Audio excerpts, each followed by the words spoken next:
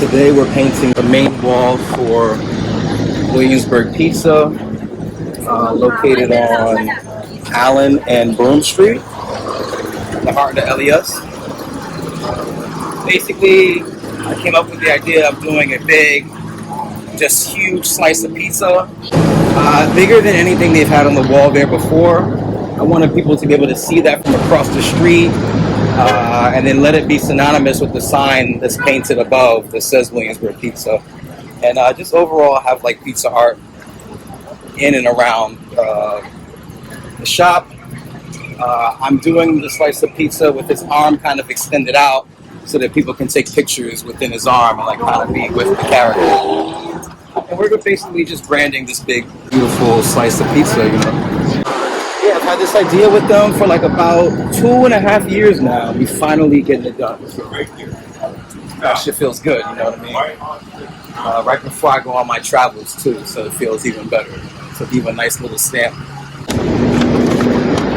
I've been drawing since about 2 years old, 1.5 to 2 years old.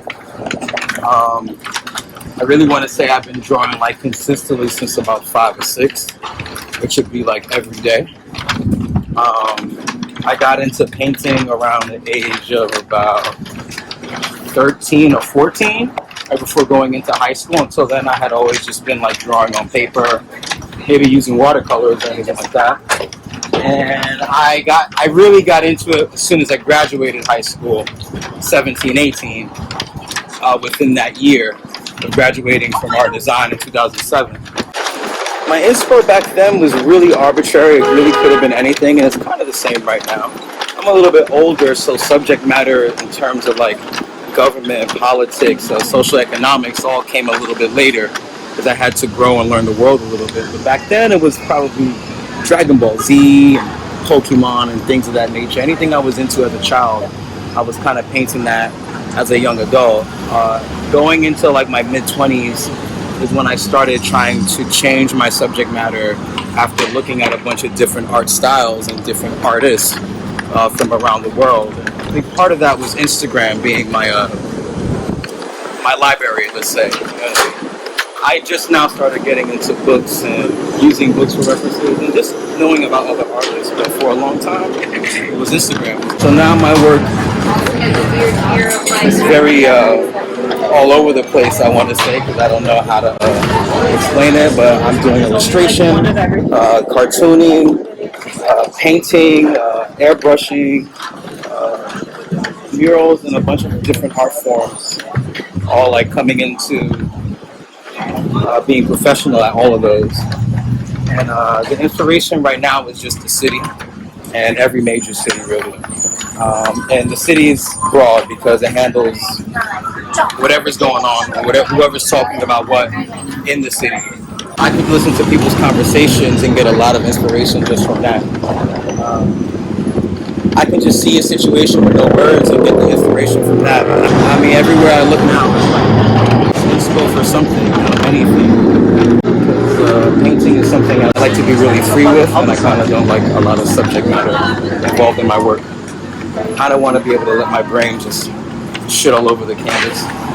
If I feel like I want to put something that's of some kind of specific theme and so some kind of substance, then I will do it. But for the most part, my paintings are an expression of how I'm thinking, just in color and shape. So yeah, I always like newer paintings that I'm doing that are involved in like surrealism and cubism to literally just represent like my thought process. You know? And I have this moniker called psychotic and chaotic, yet sane and strategic. And that was the best way I could put my work into words for the last 10 years. Music was a branch off passion of mine. My father is a funk musician. Coming from Detroit, 6 Mile Road, his name was Dennis Whedon. His moniker was The Menace. And he's been on tracks with Tana Gardner, Gwen McCrae, any classic hip-hop song you've heard from the 80s and 90s until now has been influenced by some of the work my father has done. And although I didn't know that at a young age, I'm learning that more and more as I get older. And I always just remember hearing music played in my house all the time because my father was a producer and a musician. So when he wasn't on tour out of the house, all he did was music while my mother was at work. So that shit was instilled in me.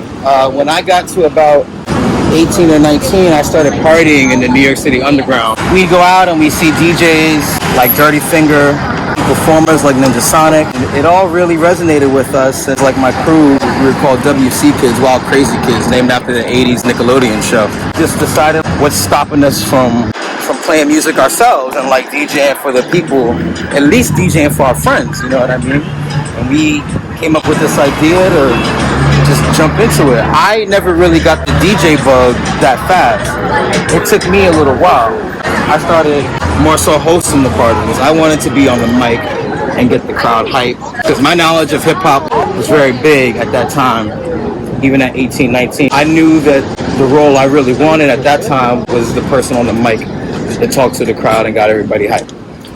That started to get a little bit tired, and to be honest with you, I kind of wanted the attention that the DJ was really getting, because controlling the mic back then wasn't what it was in 1985. You know what I mean?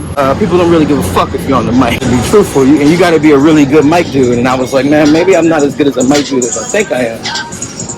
So I took a break from it, and I just started going to the parties and watching them play. And it actually started happening that the parties my homies were doing were getting bigger and bigger and bigger and bigger. One of our biggest parties we did was it was us DJing.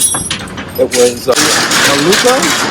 Yeah, it was Maluka, and then it was Azela Banks. And Azela Banks, I think, had like just dropped like some really huge record. We were doing this party called the Mermaid Ball. Right behind us, where we just passed, matter of fact, the Bowery Ballroom. When I saw that, I was like, there's no hype man on this stage, but this crowd is crazy. You can kind of DJ and speak without words just by how good the music is. And I said, okay, I want to start getting into DJing. That was 2011 or 12. I started doing my own party in the Lower East Side in 2012. I was using my boy's laptop after practicing on his shit. Got robbed for that laptop being drunk. Had to start over. We came back from Wednesday to Thursday after I got my shit together.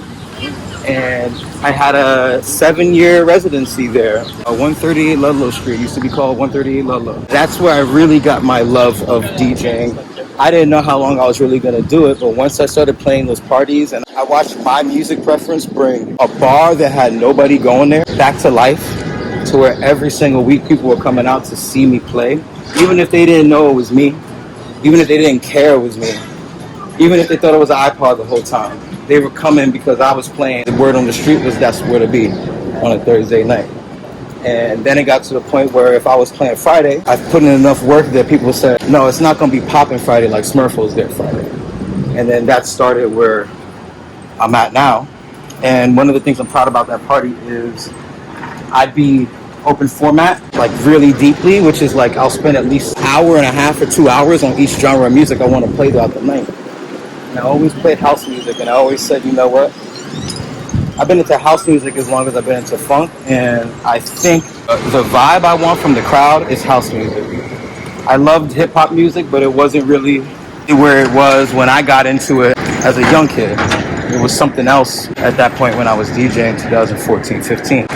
So as the years started going up, I said I want to make a conscious decision to just play house music, because I feel like that's the music that's really unifying the world on a positive front. Talking about togetherness and being accountable and love and heartbreak and all these different things. And that's when I really got in love with it, when I said, okay, I'm going to switch to house music. And that was about 2018, 2019. I did my first tour to go play in Europe, 2019, 2020.